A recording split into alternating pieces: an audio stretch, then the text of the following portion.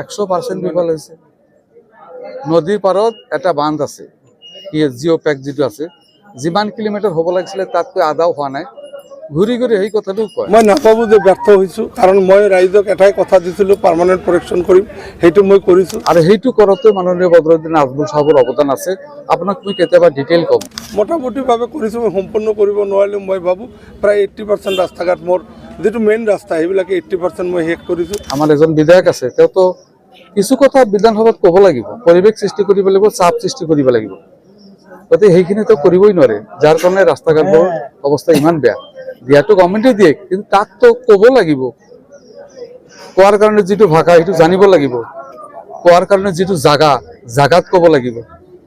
কিন্তু সেইখিনি পৰিৱেশটো কৰিব নোৱাৰে, যাৰ কাৰণে আমাৰ এই ৰাস্তা ঘাটবোৰ ইমান দুৰৱস্থা। আপোনালোকে দেখা পাইছে, যোৱাকালি আমি তাৰাঙ্গাপুৰ বজাৰত এখন মিটিং কৰিছোঁ, তাতো মানুহ দেখা পাইছে। ইয়াত আমি এটা সামান্য কৰ্মী সভা, ইয়াত কোনো আমাৰ ৰাইজক আমি মাতা নাই, কেৱল দলীয় কৰ্মীখিনি আহিছে। তাতে চাইছে কিমান হাজাৰ মানুহ আহি ইয়াত গোট খাইছে।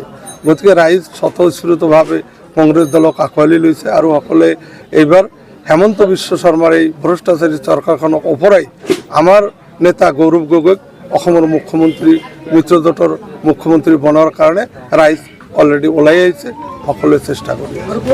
সমষ্টিৰ ৰাইজক এটাই কথা, আৰু তেখেতসকলে মোক দোৱাও কৰিছে, আশীৰ্বাদো কৰিছে, আৰু ইনশাল্লাহ তেওঁ মোক ভোটো দিব। আৰু সমষ্টিৰ ৰাইজৰ বাবে মই খালি এটাই কথা কৈছোঁ যে আপোনালোকে ইমান দিনে যিমানবোৰ MLA যিমানখিনি কাম কৰিছে, যোৱাবাৰৰ MLA কামটো হিচাপ কৰি ৰাখিব।